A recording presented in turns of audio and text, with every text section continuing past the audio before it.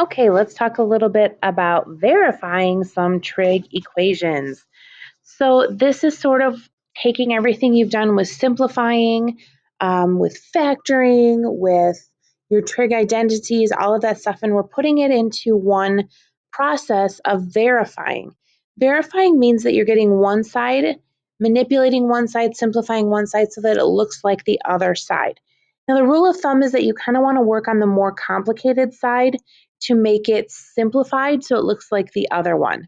That's generally the best route to go just because it's a little easier to work with, okay? So I'm going to look at number 16 here, and I'm going to try to simplify this down on the left side so that I can get a cosine squared x. Let's kind of work through this and see what we've got here, okay? So on top, I've got a cosecant x minus sine x, and on bottom, I've got a cosecant. I guess my first thought is that I probably want to separate this out, okay? So I know that I can always take the two parts of the denominator or the numerator and I can put them over the denominator and separate them out, okay? What this does is this is going to allow me to work with each part separately and sort of keep that minus sign from messing me up too much. Right away, I see that cosecant over cosecant is 1. I also know that sine over cosecant is the same thing as sine times sine, because 1 over cosecant is sine, which means that I'm left with 1 minus sine squared. Now, thinking to my Pythagorean identities, I know that there's an identity that says sine squared plus cosine squared is equal to 1. Therefore, if I subtract sine to the other side, 1 minus sine squared must be equal to cosine squared, which means that I have just proven my identity. Now, do not forget that last step of verifying by writing the statement cosine squared equals cosine squared. That's sort of your conclusion statement, if you will. It's not truly verified unless you state that, okay? So don't forget that piece of it. That one wasn't too bad, as long as you can remember splitting it up. Let's try another one. I would like to try number 19 here, because this is going to force me to get a common denominator so that I can simplify. I'm going to try to simplify on the left side. I want to get it to equal the right side, which is that very simple 2 secant x. The first thing I'm going to do is get a common denominator, which is going to be 1 plus sine times 1 minus, which means I'm going to multiply each fraction by what's on the other piece. So I'm going to multiply cosine by 1 minus sine. I'm just going to write this out for now. Whoops, I forgot my 1. And then I'm going to multiply the second cosine by 1 plus sine.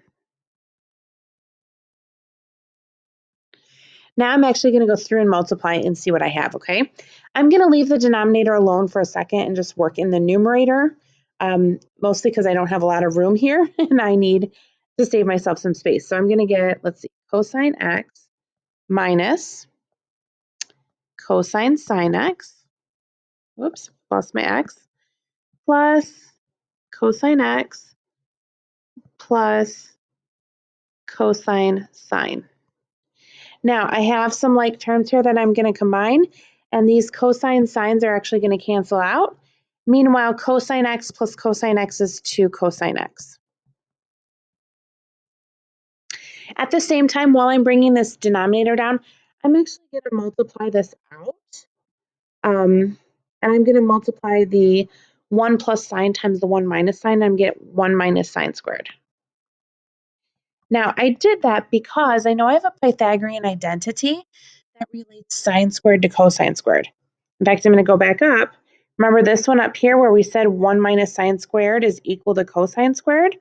I'm going to use that right here to substitute a cosine squared x. Because now one of my cosines cancels.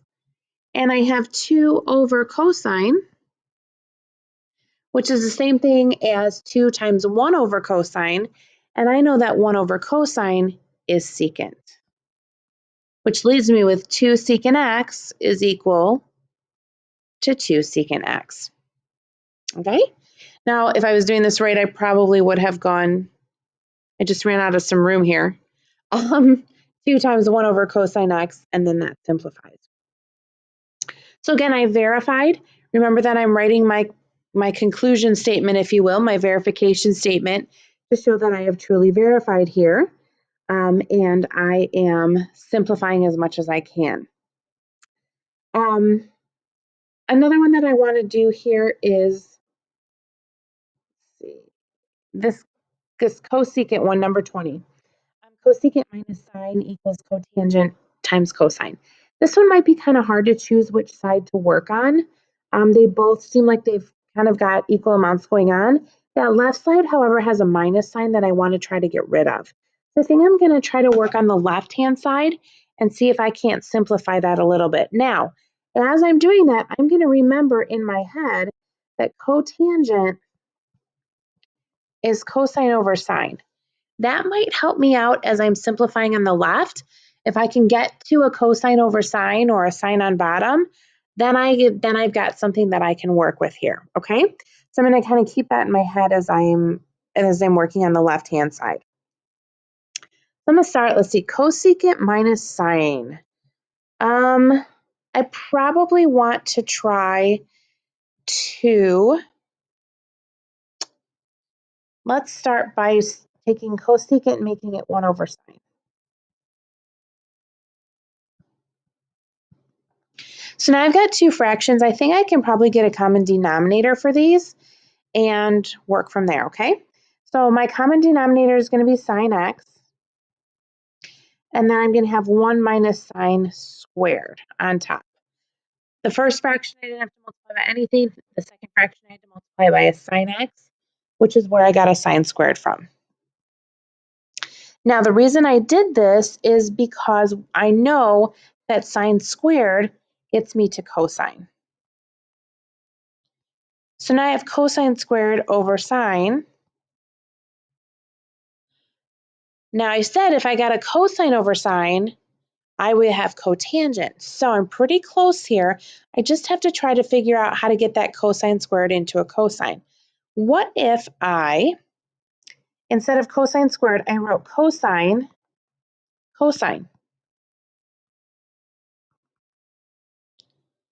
Now I can split this up and I can change it into cosine over sine times, I don't know why I'm using the dot. Let's try the parentheses. Cosine x, which then leads me to get to cotangent. Cosine over sine is cotangent. And there I have verified my identity that I wanted to get.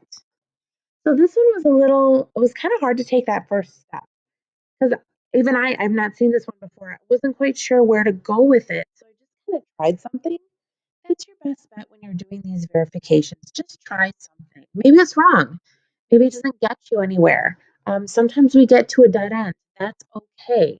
Because on that journey to the dead end, a lot of times you can see things that if you backtrack a little bit will help you get to where you need to go. Okay. So there's absolutely nothing wrong with just taking that step and trying something. Even if it doesn't work out, oftentimes you've learned something that helps you get to where you need to go. I hope that kind of helps with making some sense of verification and what we're trying to do with it, and helps you sort of cement the idea of the way that you kind of want to approach these type of problems, okay? So best of luck in your verifying. I'm sure you're going to do amazing things.